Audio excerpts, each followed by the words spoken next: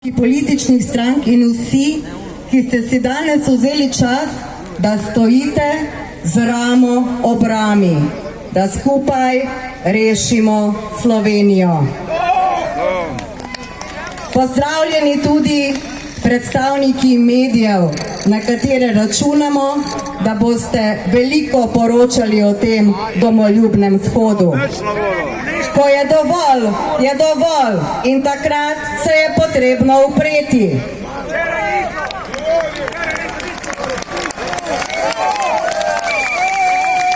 Dovolite mi, da vam podam še dve obvestili.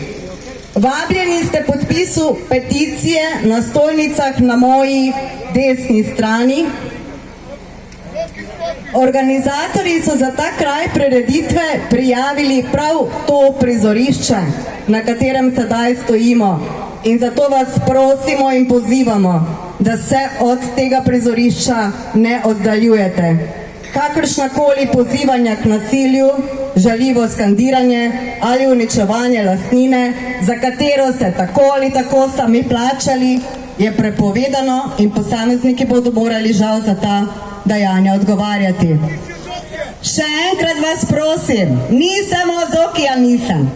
Še enkrat vas prosim, da se poslušamo in da smo spoštljivi, da smo sami najboljši vzgled tega, kar želimo doseči. Vzgled boljše Slovenije. Ne rušimo vlade, vlada se ruši sama.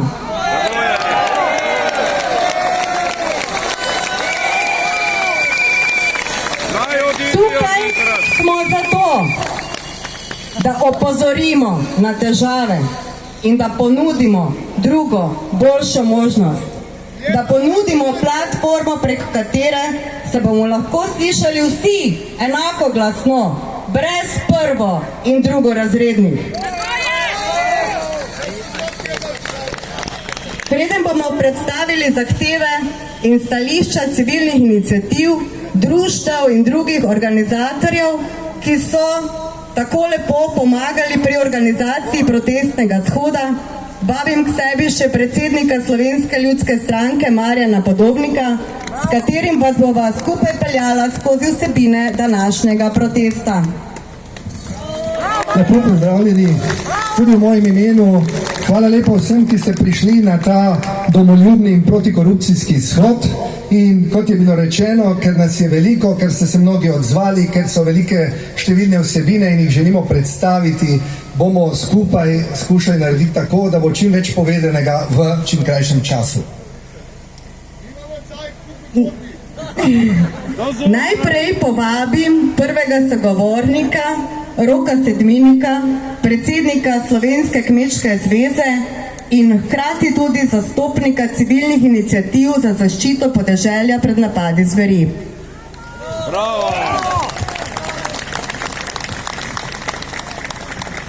Gospod Rok Sedminek, kot je bilo rečeno, tu ste danes predstavljate slovenske kmete, slovensko podeželje, sindikat kmetov Slovenije, številne iniciative, ki se po podeželju vzpostavljajo zato, ker ljudje želijo živeti v varnem okolju, pa so žrtve napadov zveri, bojijo se za svoje otroke. Kako vidite ključne probleme slovenskega kmetijstva in podeželja in kako jih rešiti? Lep dober dan vsem, predvsem vsem, ki vam je mar za slovensko državo, za slovenskega kmeta in pa tudi za vse državljane Republike Slovenije. Gospod Podobnik, jaz ne vidim kmetovanja ograjenih parcel s preveč medvedi, preveč volkovi, da nam zveri pobijajo naše živali, to ni vzdržno. Isto ne vidim, da bodo tujci upravljali z našo zemljo. Slovensko zemljo moramo dati slovenskemu kmetu, slovenskemu lastniku. In predvsem, kar si želim, je to, želim si, da bo slovensko kmetijstvo šlo k razvoju in bo prineslo blaginjo državi, da bomo imeli dobre slovenske produkte, dobro slovensko kmetijstvo, varno in pa zdravo hrano za naše državljane. Bravo! Kaj je torej glavno sporočilo vsem tistim kmetom, obrtnikom, podjetnikom in drugim slovenskega podeželja, ki danes še niso imeli časa, da bi se nam pridružili, čeprav jih je mnogo že med nami? Glavno sporočilo je, mi hlapci ne bomo.